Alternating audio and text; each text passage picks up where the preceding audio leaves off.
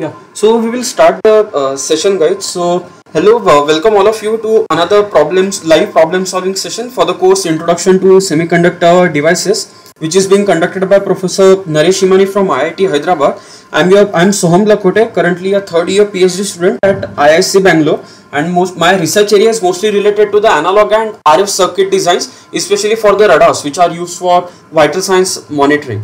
So now we will move on to some easy questions first, then we will move on to few previous year GATE questions, and then we will move on to our normal type of numericals, right? So let's start the session. So the first question that they have asked is, for an ideal P-type enhancement MOSFET, choose the correct statement. So the first question that I want to ask you guys is, this is a P-type enhancement MOSFET, right? So who are the majority carriers over here? They are electrons or they are holes? So I am asking you, what will be the nature of inversion layer? So what will be the nature of inversion layer? So it will be made up of electrons or it will be made up of holes? Can any one of you please unmute and please quickly tell me the answer of this question?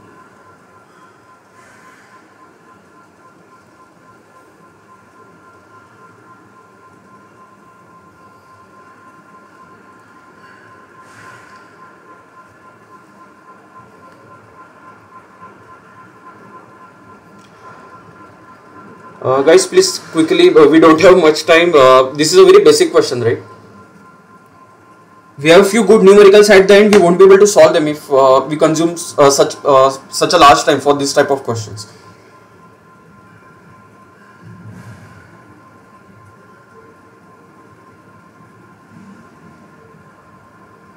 P, right? So the inversion layer will be consisting of holes, right? So the electron inversion layer options are, we won't be selecting them because this is clearly wrong, right? Now coming to the part of relation between VG and VT, right? So it's a P-type MOSFET. So if I draw, then this will be what? P plus, this will be P plus. These are source and drain that I am drawing.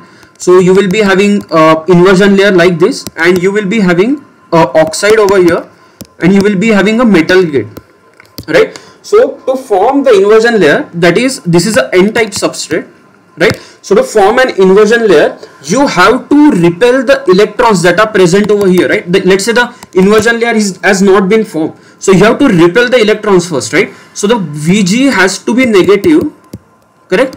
VG has to be a lot negative, what you can say, greater than VT. So VG has to be more negative than VT, only then you will be able to get this type of inversion charge, right? So if I consider VG should be more negative than VT, right? So if I just take the magnitude for this statement, right? If I just take the magnitude on both the sides, what does this become? Mod of VG should be greater than mod of VT, right? Because the magnitude of VG has to be greater than VT. VG is more negative than VT, so its magnitude has to be greater than VT, right? So we have to look for this option now out of the remaining options. So no, this is not the correct answer. This will be under depletion mode, right?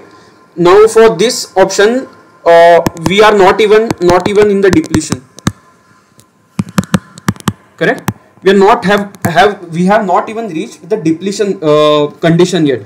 Now only this option is correct. So the option number first is the correct option for this question. This was a very basic and easy question. Now coming to the next question.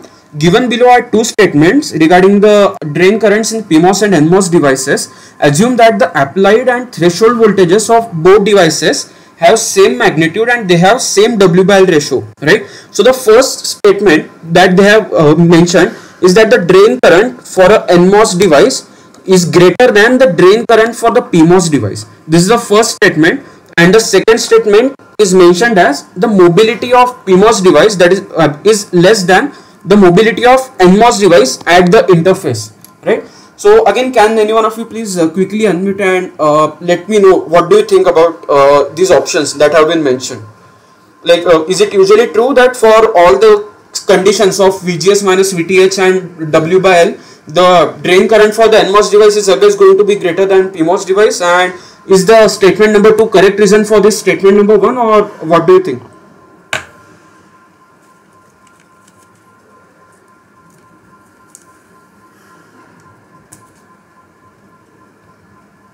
C. C. Okay, let's look at the option C. So statement S1 is true and statement S2 is also true, and S2 is the correct explanation of S1, right? So can you please explain me some, can you please give me some reason so that even other people will be knowing how you approach this question? Mobility of holes is smaller, lesser than mobility of electrons. Correct, yeah. So that's why mu and Cox. ID is equal to mu and Cox W by L VGS. That formula, drain current formula. Correct. So thank you. Like right now, this guy has given a very correct reason that in most of the cases you will be able to see that the current that will be because of the NMOS device will be always going to be greater than the PMOS device. And if I just want to give you an example, then this is the inverter circuit that sir might have introduced to you, right? So this is an inverter circuit that you have. Here it is your ground. You give an input over here, right? And you take an output from here. So in any circuits book, if you open any circuits book, electronic circuit or anything, you will be seeing over there, right? Generally the W by L. Just a minute. Something happened with my stylus. Just a minute. Yeah. So W by L of P is there and W by L of N is there, right? So you will be able to observe in most of the circuits book that they generally take W by L of P around 2 times of W by L of N. And for the reason like someone from you has mentioned, like since the mobility of electrons is greater than mobility of the holes, to get the same current out of the PMOS device as that of the NMOS device, I have to size my PMOS transistor at least greater than twice what I have sized for the NMOS transistor. Only then I will be getting the same current from the PMOS as well as from the NMOS. So this was just an example. You can search this as an inverter circuit. Just open any circuit book and you will be able to find this, and even many videos are available for this. So thank you for the great response. Now another question is, given below are 2 statements regarding substrate bias in N MOSFET.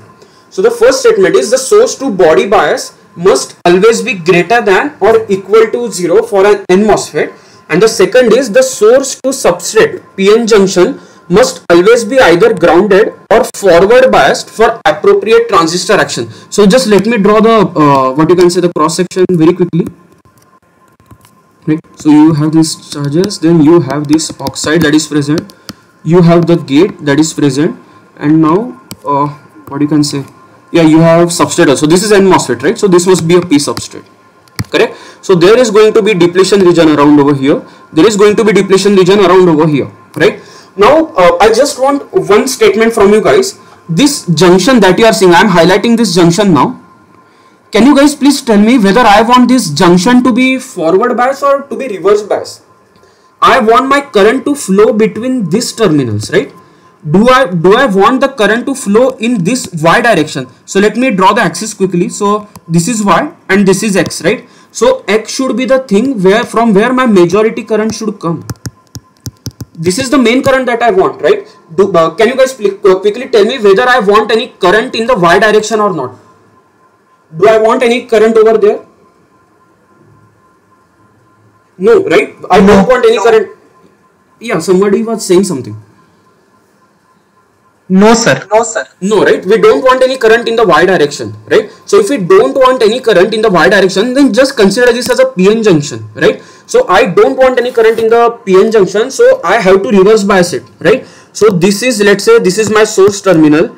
Like now I have taken a contact for the P type of substrate. I have made it as a P plus and I have taken the contact over here. This is VB, right? So for this PN junction to be reverse bias, right? So my Vs has to be greater than VB, correct? So this is the condition I want. I don't want this junction to be forward bias. So let's look at the statement 2 again. The source to substrate PN junction must always be either grounded or forward bias. No, this is not a correct statement, right? So S2 is false, correct?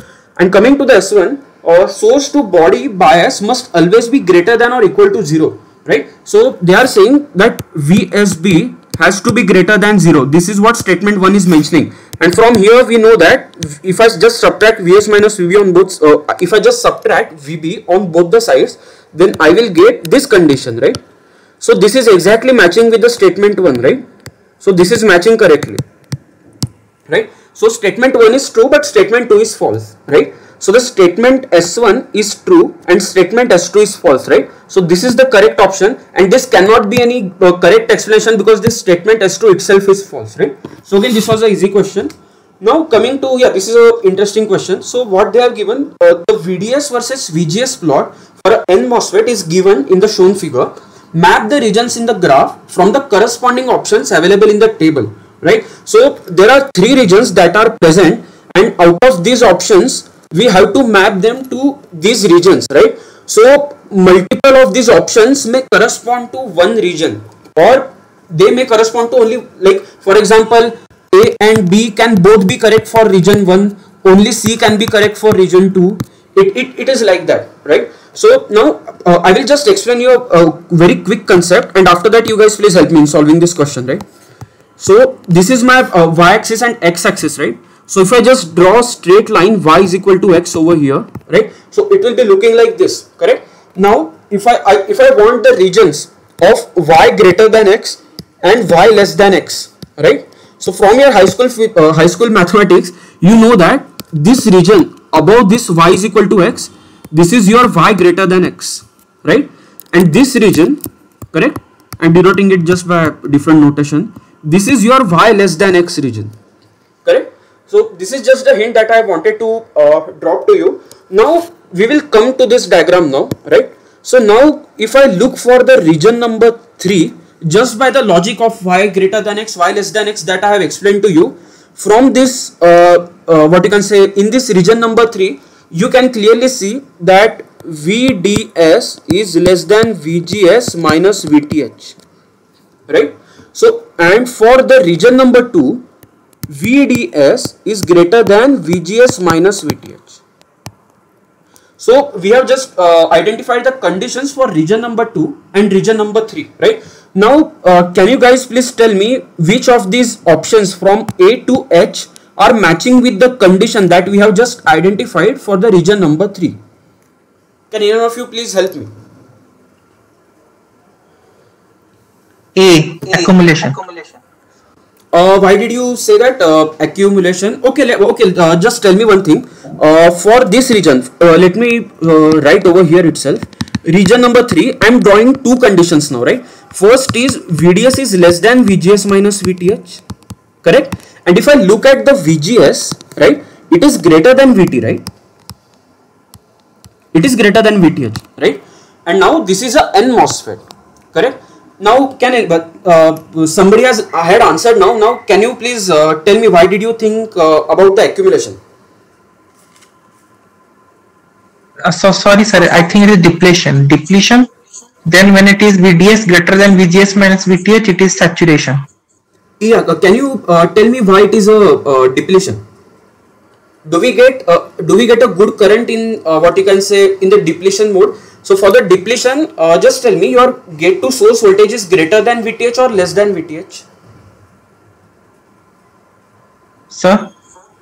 I was asking for what you can say for the depletion region, your gate to source voltage is greater than VTH or less than VTH? Greater. For depletion region, is it greater? Above threshold. Above threshold. See, above threshold, what happens? Okay. So above threshold, I will write 2 statements. Channel is right? created, sir. Above threshold, yeah. First is inversion layer is created. Correct? That means channel. And the second thing is depletion. Depletion regions get created.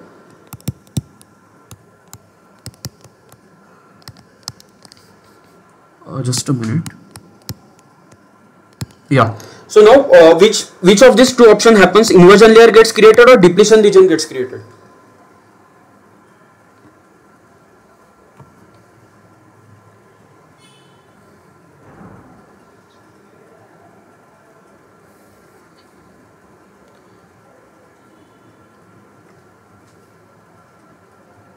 Inversion, right? Correct. So we get an inversion layer for VGS greater than VTH, and when I have VGS greater than 0 and between VTH, this is the condition for depletion, right?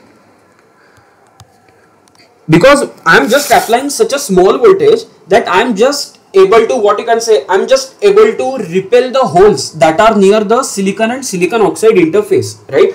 I'm still not applying such a huge voltage that what you can say, electrons have started to come up from the substrate. I need to apply a higher voltage for that. So this is what we define the threshold voltage, right? Your what you can say, at the inversion layer, your what you can say, the concentration of electrons near the Si-SiO2 interface has to be equal to the majority carrier concentration that is present in the bulk of the semiconductor, right? So this is the condition for inversion region, right? So now the region 3, we clearly know that it is not in the depletion, correct? So it is actually, the MOSFET is turned on now because VGS is greater than VTH, and now I have applied VDS less than VGS minus VTH, right? So as that guy had said that it will be operated in the linear region, it cannot be operated in the saturation because my VDS is less than the VGS minus VTH, right? So now there is no option as such regarding it is operating in the linear region or something, but there is one term that is given as ohmic, right? So what is this ohmic? So you guys must have studied that in linear region, right? So you can replace MOSFET as, you can say, as a type of a resistor that you can see, not a constant resistor. It also depends on the voltage, right? So it acts as a resistor, and that's why we generally, when you want to operate MOSFET as a switch, right, its resistance has to be very low. On resistance of a switch has to be always low, right? So you generally operate the MOSFET as a switch in the linear region, and when you want to use the MOSFET as an amplifier, you operate it in the saturation region, right? So normally in the for the linear region, we can clearly see MOSFET is operating as a resistor, right? So option number H, that is ohmic, it is matching with what we are discussing over here. So let's keep this option now. So the let's take the other option. Amplification cannot happen. It is not in the saturation.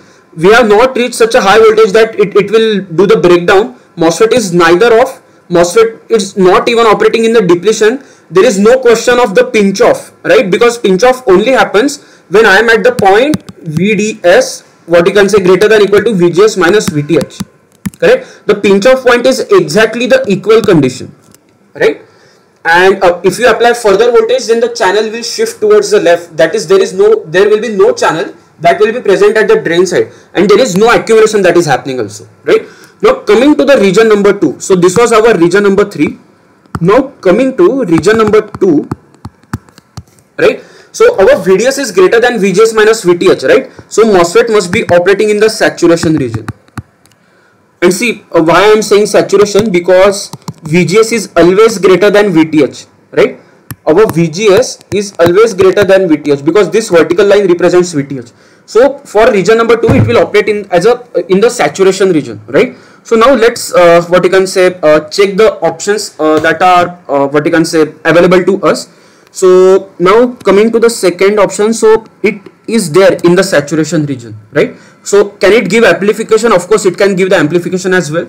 And yeah, so whether it will be in the pinch off, we have to check. There will be only one point where we will get the pinch off. The entire region cannot correspond to the pinch off, right? So for 3 we have identified option number H, right? So let us check. A is not correct for 3. This option is correct and this option is correct, right? Now coming to 2, we have identified that okay, saturation is correct answer, even G is correct answer, right? So for second option, I should get F and G, right? So second F is there, G is not there, but over here if you look, second A is given over here. So this is not the correct option. And now coming to the first part, right? Coming to the first part, here VGS is less than VTH, correct? VGS is less than VTH over here. Now the MOSFET is not even turned on, right? MOSFET is what you can say, it is in the off region over here, correct? So now if MOSFET is in the off region, now comes the point where the other guy was saying that there is a depletion region. So that depletion region happens when your VGS is between 0 and VTH level, right? So my VGS is between 0 and VTH level. So for first I should get what you can say MOSFET should be off, right? And it should give me in the depletion region option as well. So option number C and option number D are correct option. So over here you can see the C and D is given as a correct. The only thing that was not mentioned was the amplification option should have been also been there for the region 2, but it has not been given. But it's okay, we just want to get our answers as of now, right? So the option number 3 is the correct answer. So if you guys have any doubts, then please you can ask, because this is a very important concept, or else I will move to the next question. So now coming to this question, consider an N-channel MOSFET with the following parameters. So they have given this Kn dash parameter, W by L is also given, Vt is also given, and they are asking me the drain current for VGS equal to 0.8 volts and VDS equal to 1.2 volts, right? Now I will write two equations in front of you. You guys just tell me which of the equations I should use. Oh, just a minute, something again happened with my stylus. VGS minus VTH the whole square. So this is my first equation, and ID is equal to mu n Cox W by L VGS minus VTH into VDS minus half VDS square. So can you guys please quickly tell me which of the current equations I should use for this for solving this question? Once I know this, then my job is done, right? One, right? And how did you decide it? VDS is greater than VGS minus VT. Yeah, very good. So VDS is greater than VGS minus VTH over here, right? Because VDS is given as 1.2, this is 0.8 and this is 0.4. So you will be able to observe that this is always, so this is obviously greater. So now let's substitute the values, right? Half mu n is, okay, this mu n Cox is given, right? This is Kn dash. This is 0.18 into 10 to the power minus 3, right? Into W by L, right? So what is the W by L? It has been given as 8 into VGS minus VTH. So what is the VGS? 0.8 minus 0.4, right? The whole square. So if you solve this question, then you will be getting your answer as around 0.1152 milliamperes. So this is the correct option, the option number 2. So this was a very easy question again. Now let's move to the next question. Yeah, so this is based on the sub-threshold swing that sir had taken from the lecture material. So question is asking, what is the minimum sub-threshold swing of a classical MOSFET at temperature of 300 Kelvin, right? So as you know, in the sub-threshold region, the device equation changes, right? It doesn't follow what you can say a square law. It becomes an exponential, right? So because the mechanism of carrying the current is different, in your saturation region your drift is actually carrying the current, right? But over here the drift is not responsible for the what you can say there is some different mechanism that happens. So just to give you an example, so you know, in the BJT you have the exponential characteristics, right? In the PN junction you have the exponential characteristics, right? But in the MOSFET you have the square law characteristics, right? So generally, as a rule of what you can say, roughly you can say, wherever there is a drift that is dominating, you will not be getting that exponential characteristics. But whenever what you can say, your diffusion current is dominating, right? The current in the PN junction is because of the diffusion. It is a diffusion current, right? Diffusion current dominates the total current. So there you are getting exponential. Even in the BJT you have the diffusion current that is dominating. So over there also the characteristics between current and voltage is exponential. But in the MOSFET, as we have seen, we are applying some voltage and we need to apply some potential between the drain and source, right? So what you can say, it is a drift current. It is not a diffusion current. We are first accumulating the charges. We are first accumulating the what you can say inversion layer, and then we are applying the potential difference across the two ends of the inversion layer, right? So it is a drift current that is present. So now in the sub-threshold, that drift current is not present. It is not the dominant phenomena anymore. This exponential characteristic is the dominant phenomena. Now what is the sub-threshold swing definition that sir had told? So the sub-threshold swing means how your ID changes with the gate voltage, right? Now in particular, if you want more precise definition, then you have to check how much increase I have to do in the voltage so that my current gets multiplied by the 10 times, right? And let's check, even in the options they have given, right, it is increase of a decade, right? So that means how much change in the VA I should apply so that my current becomes 10 times, right? So this is the thing that we will be following. So this is the equation number 1, right? This has been taken from the lecture material. Okay, so now I want 10 times current, correct? So this is what I will be doing now. Q times VA plus delta V, right, divided by NKT, right? So this is my second equation now, right? So I will be dividing 1 and 2. So divide 2 and 1. Okay, so now you will be left with 10 is equal to J0 will be getting cancelled, and if you divide, then you will be left with what? Q times delta V divided by NKT. See, even this QVA by NKT and QVA by NKT, even this term will be getting cancelled, right? So now you are left with only what you can say, only this term, right? So now we want to find delta V, but it is in the exponential term. So let's take the ln on both the sides, right? Ln of 10, right, is equal to Q times delta V by NKT, correct? Hence delta V should be equal to what? NKT by Q times ln of 10, correct? Now what they have asked is the minimum subthreshold swing, right? So this term we have to denote it as the minimum value of this term is 1 if what you can say this term has some different values as well, but for example since they have asked us as a minimum value, we will take this term as a 1 as of now, okay, because the minimum value occurs when this n is equal to 1. Now if you calculate at 300k, your KT by Q is what? 0.0259 into ln 10, correct? So this is the delta V I have to increase to get my current multiplied by the 10 times, right? So if you calculate this value, then this will come out to be 59.636 millivolts. Now let's check which of this option is matching closely. So as you can see, the 60 millivolt per decade is the closest option that we have. So this is the correct option. If you have any doubts, then please feel free to ask questions. I will be moving to the next question now. Now, yeah, now we will just solve a few previous year GATE questions. They are very easy. So now in the question, they are asking a N-channel enhancement mode MOSFET is biased at VGS greater than VTH and VDS greater than VGS minus VTH, right? So, so we are operating in saturation region, correct? And so they have just mentioned the terminologies. So they have asked, considering the channel length modulation effect to be significant, the MOSFET behaves as, right? So there are only two options here, voltage source and current source, right? So now if I have a current source with me, right? So what is the job of this current source, right? So there is going to be some potential difference, right?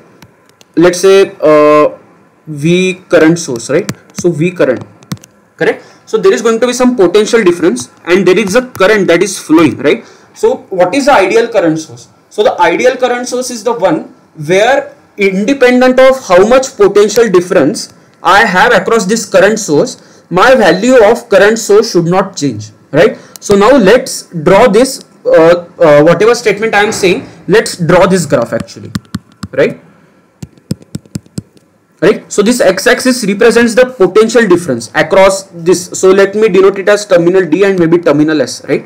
So now, independent of where I move on the x-axis, how much potential difference I apply, my value of ID should always remain same. So the ideal graph should look something like this, correct? There is no variation of ID with respect to VDS, right? So that means if I just differentiate dID by dVDS, it is always going to be 0 for ideal current source, right? Ideal current source, right? So the two terminals across which my current source has been placed, the value of the current doesn't depend on these two terminal voltages, right? I will just repeat this statement again. The two terminals between which my current source is placed, the value of the current source doesn't depend on the potential difference across those two terminals, right? So that means ID is not dependent on VDS anyhow, right? So now for saturation region, if my MOSFET was ideal, right, it was what is the equation? Half mu n Cox W by L VGS minus VTH the whole square, right? So if I do dID by dVDS over here, it is not even depending on VDS, right? So so dID by dVDS is 0. So if there was no channel length modulation, then that means my MOSFET was acting as an ideal current source, right? So now because of the channel length modulation, what is going to happen? This flat curve that you are seeing over here, right? You will be able to observe some change with respect to VDS also. This is what exactly has been shown in this reference diagram over here. So ideally the line should have been flat like this, correct? But actually there is some slope that is inherently present, that is present over there, right? So that means dou ID by dou VDS is not equal to 0 over here. So what does that mean?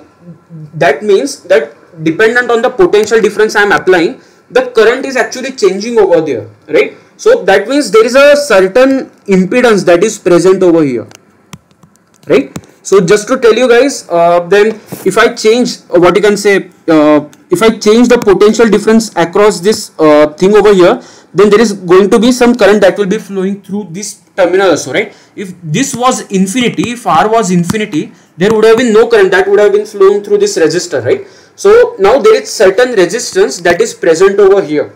So first of all, we are very clear that ideal MOSFET is acting as a current source, right? So now because of the channel length modulation, there is certain slope, that is ID is also changing with the VDS, right? So because of this slope can be easily modeled as a resistor. So now instead of having an ideal current source, I have a real current source, that is I can replace this real current source as a ideal current source in parallel with the resistor that I have, right? So with respect to this diagram, let's take the option. So no, it is not a voltage source, it is not a voltage source.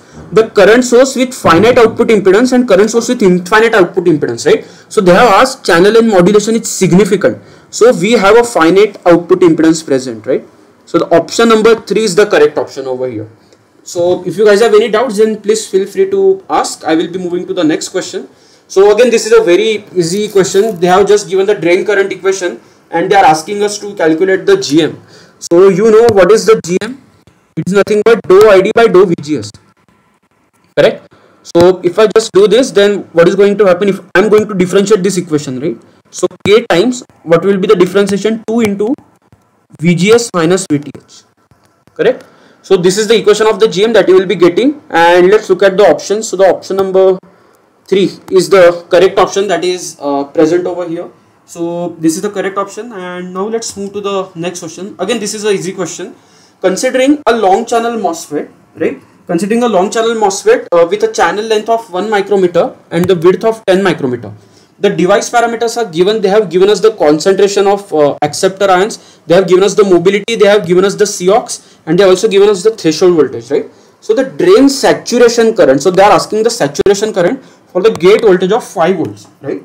So now we will just write the equation. What is the ID?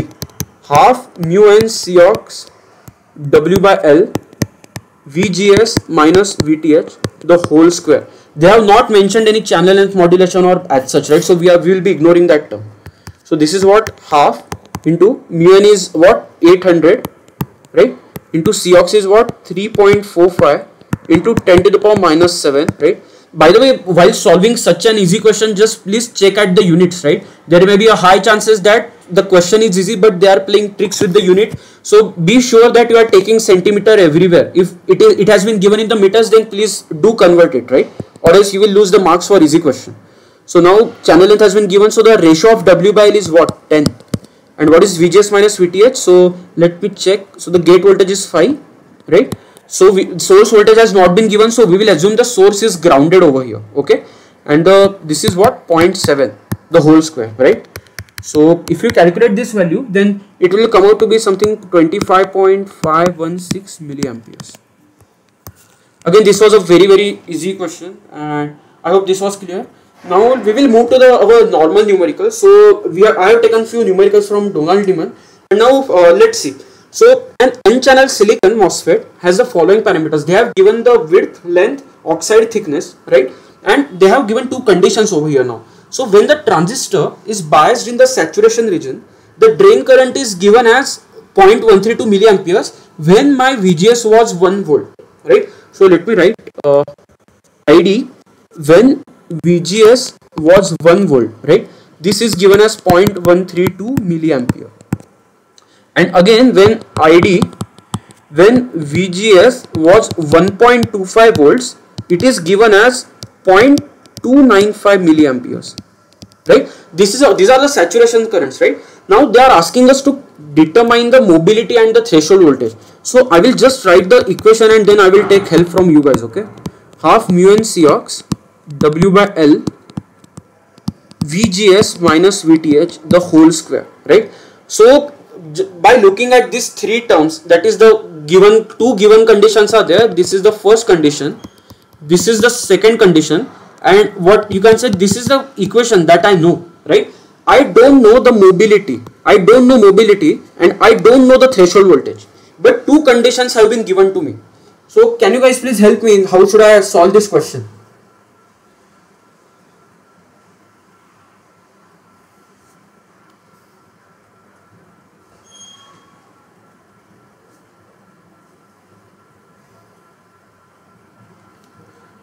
Divide equation 2 with 1.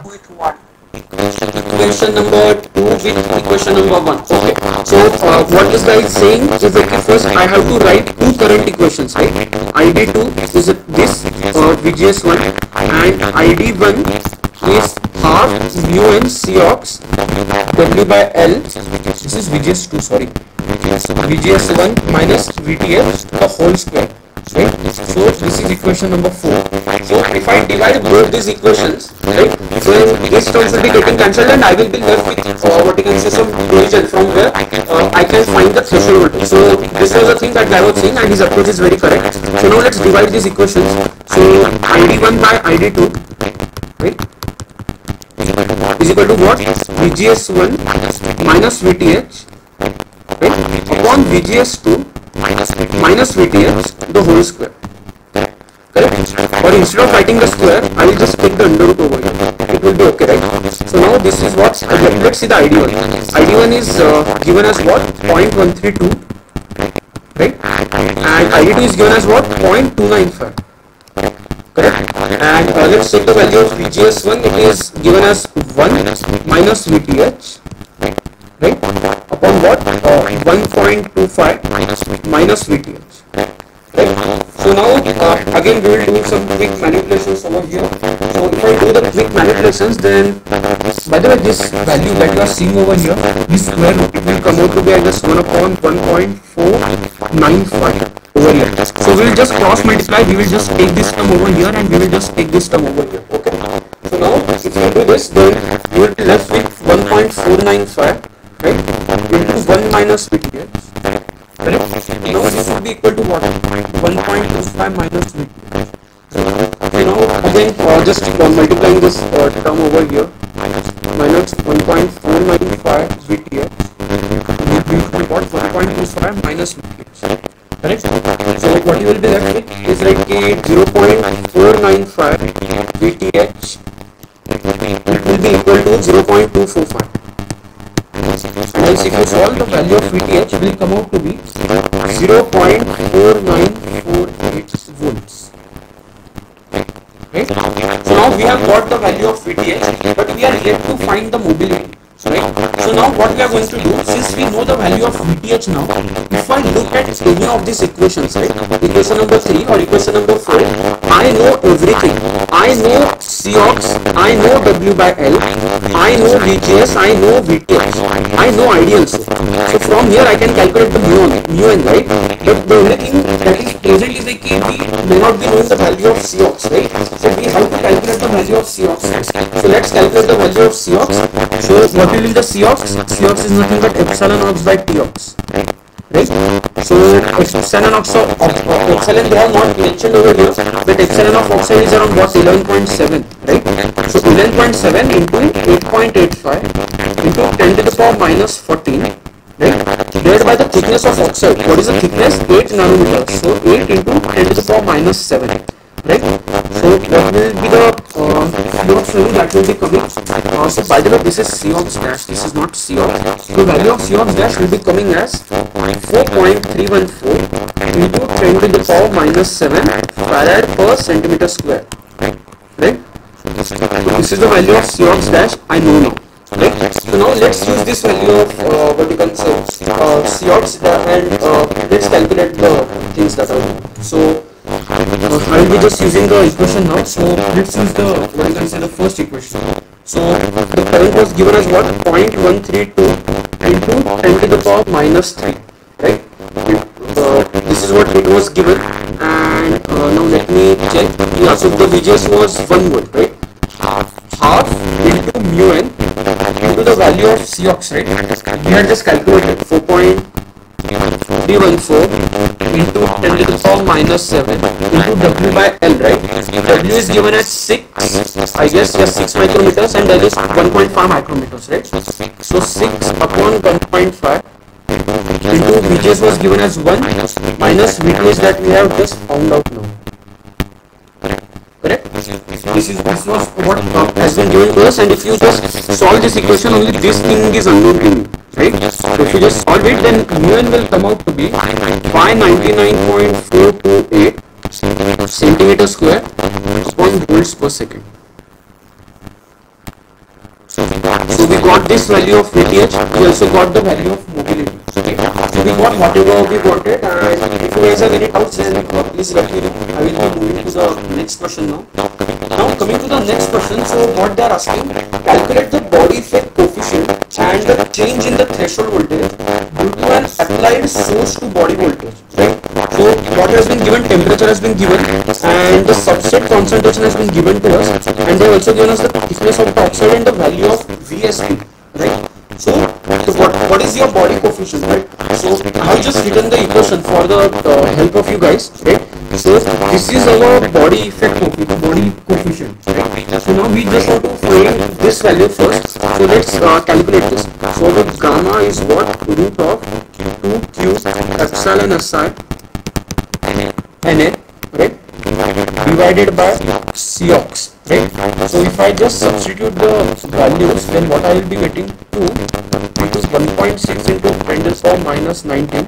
Epsilon of SI they have not mentioned specifically, but it will be generally around 11.7, right? So just a minute.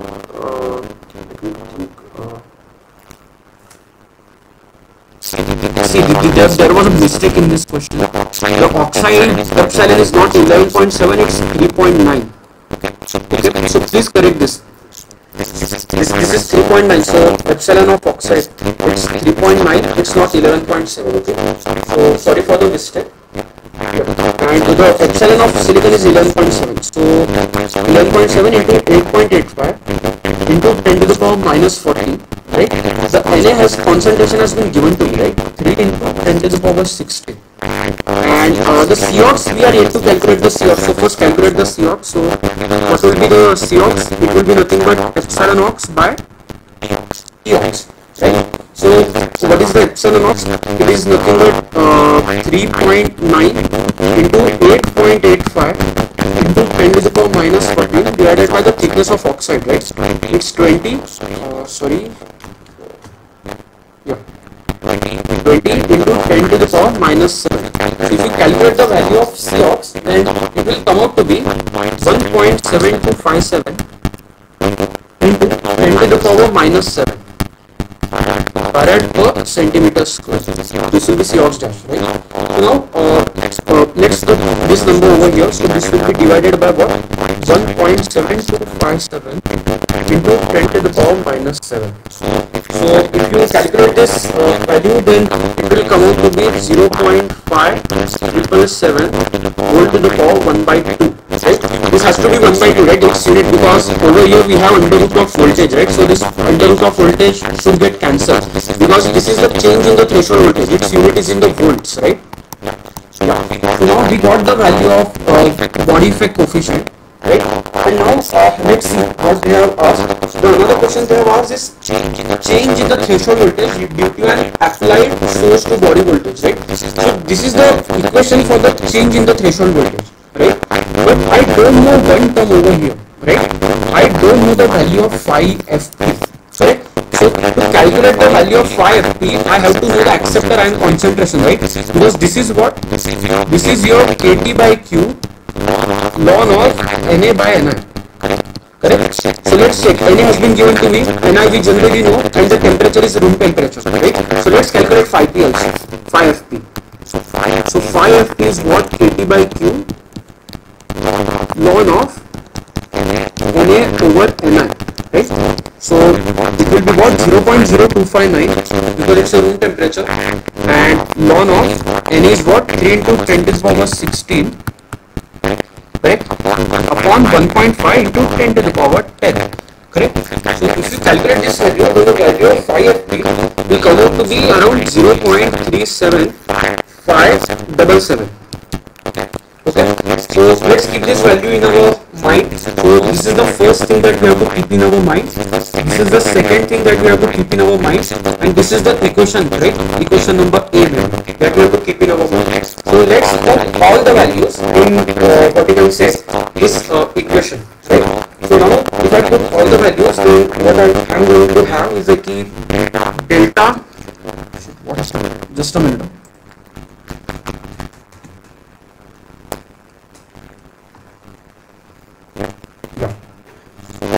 What you will be having, delta Vt is what? You have gamma term over here, right? Let me write the equation again, it will be better actually. Root of 2 phi f plus p ds b minus root of 2 phi fp. Correct? So delta Vt will be nothing but gamma. Value of gamma we had just found out, right? It's 0.577, correct?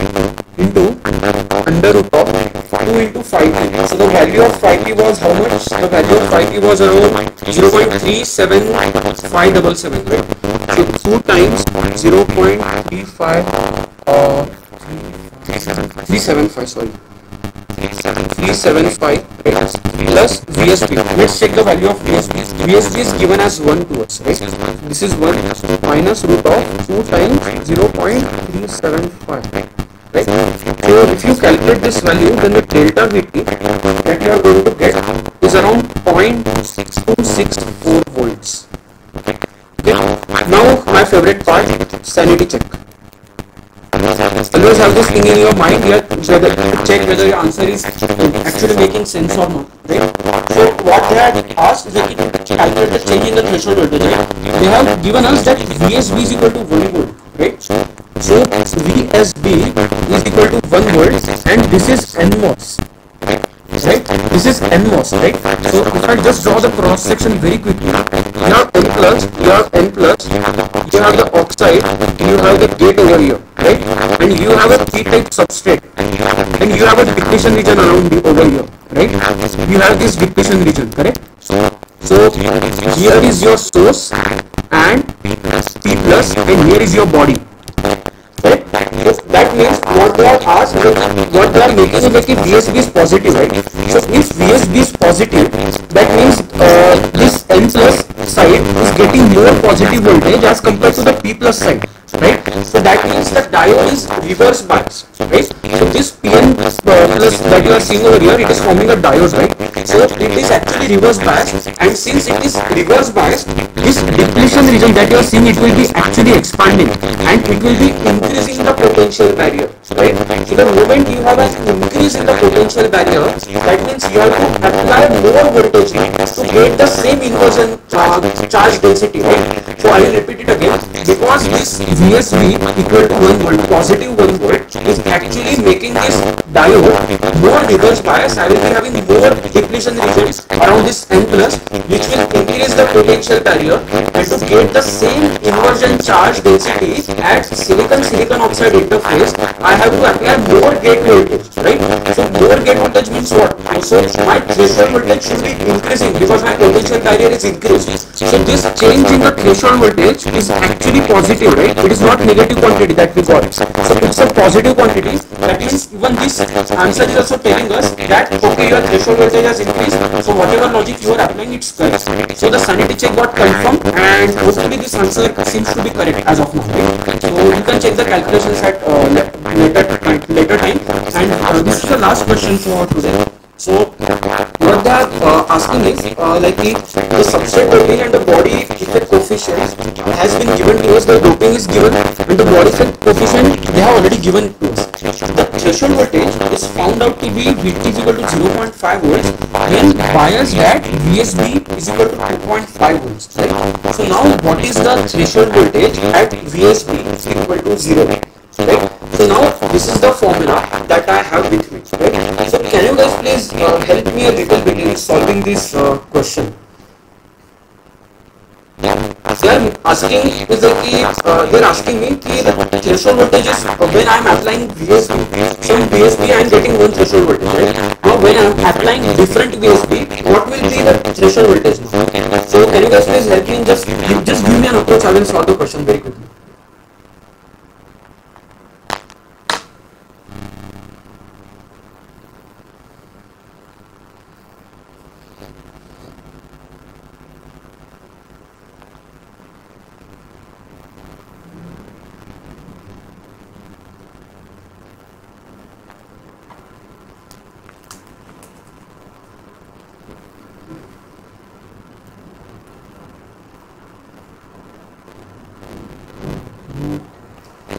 Any approach, any hints will be fine. Even if it is wrong, then we will move to the what I can say correct answer anyhow. Don't worry. So Vt will change. What will change? Vt. Yeah, Vt will change. Yeah. So what should I do over here?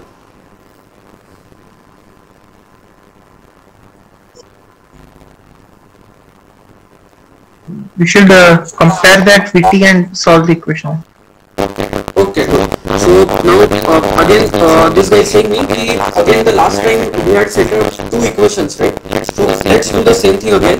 The only thing over here is this is delta Vt, right? So the actual threshold voltage is what? Vt H naught plus delta Vt.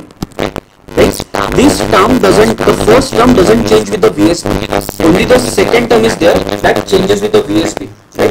So now so let's check what they are asking us. So the threshold voltage is found out to be 0.5 volts when we are applying some bias. VSB is equal to 2.5 volts, right? So the threshold voltage is 0.5 volts is equal to VTH naught. We don't know this term, right? And delta VT at VSB is equal to what? 2.5 volts.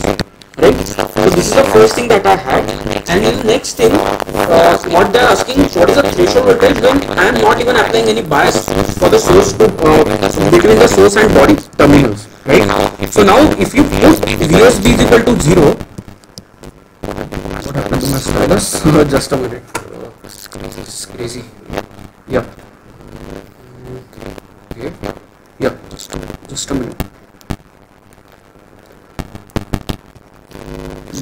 Something happened to the stylus. Okay. Just a minute. Something happened to the stylus.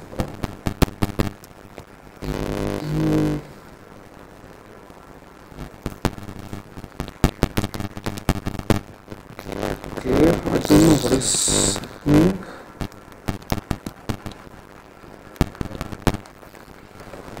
Very strange. Sorry for the interruption. Actually, my stylus is not working properly. Just a minute.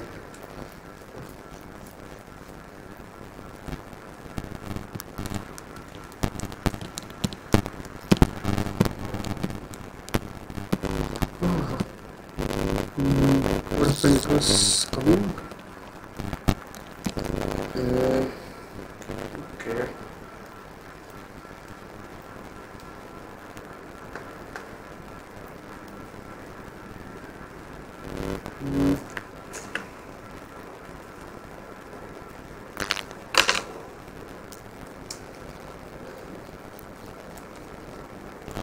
Yeah.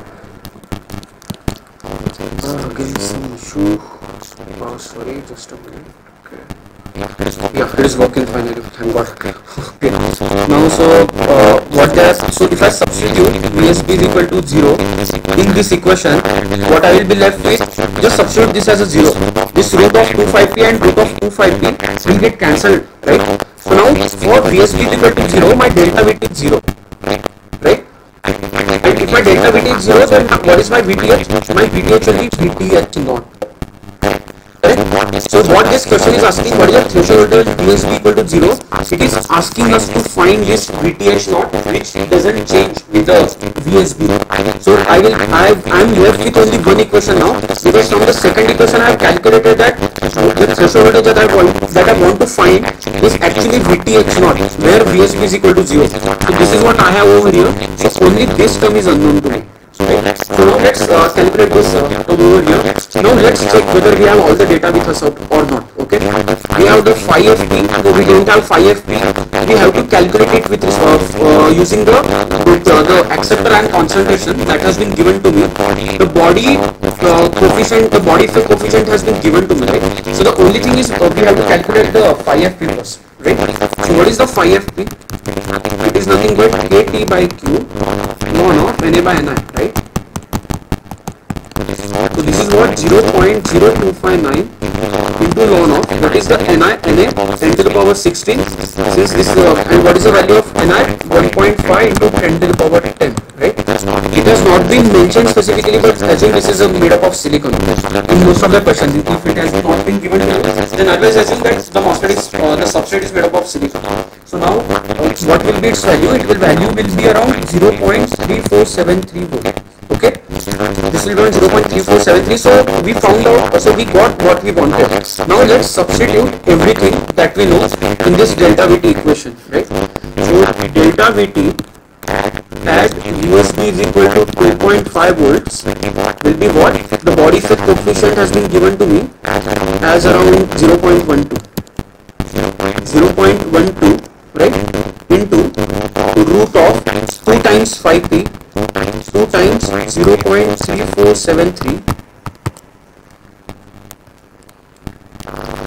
Again some issue happened with the stylus. Come on, man.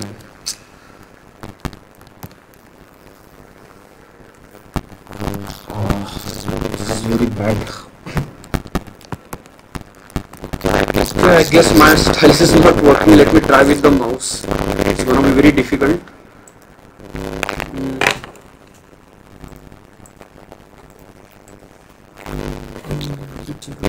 Yeah, it's working. Okay. 0 point. Oh, it's gone. Shit. Okay.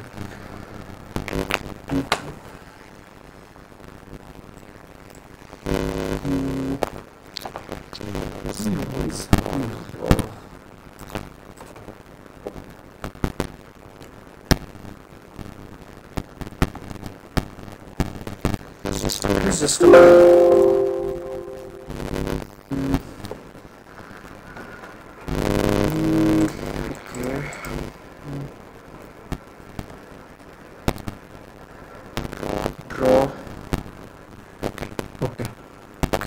Okay, it's visible now. So we will solve it like that, because in the full screen I don't know what is happening with the stylus. It's not working. I'm really sorry. 0.3473.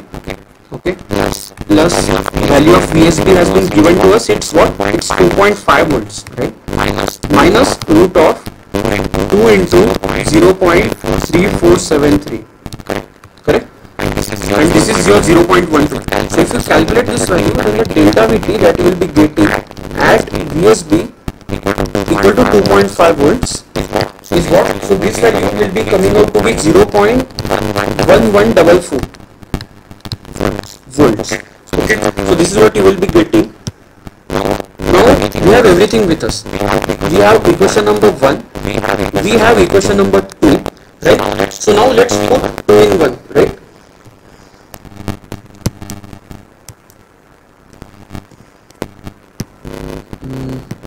Just a minute. Okay.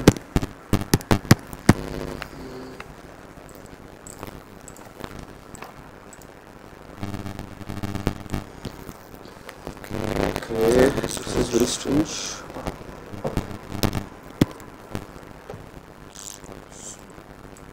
So what put 2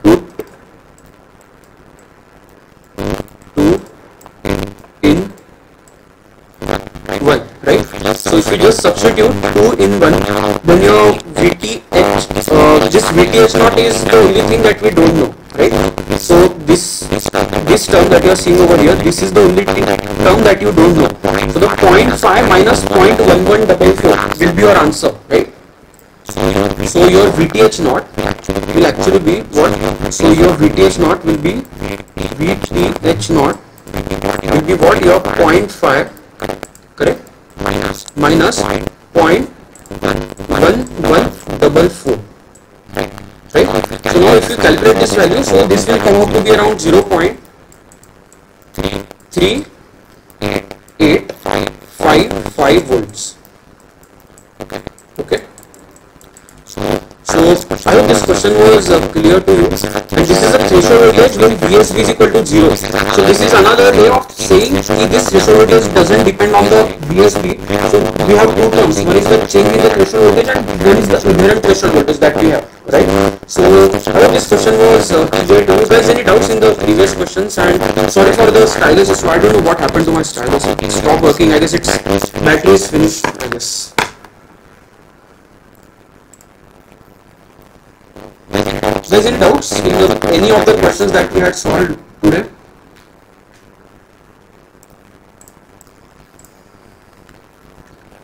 No, sir. No? Okay. Okay, so I guess we will close the session today. What about other people? Do you guys have any doubts? No, right? Okay, so I guess we will have to close the session. Thank you all of you, and sorry for ruining your another session. Have a great evening ahead, and I will see you on the next session. Thank you guys. We will close the session.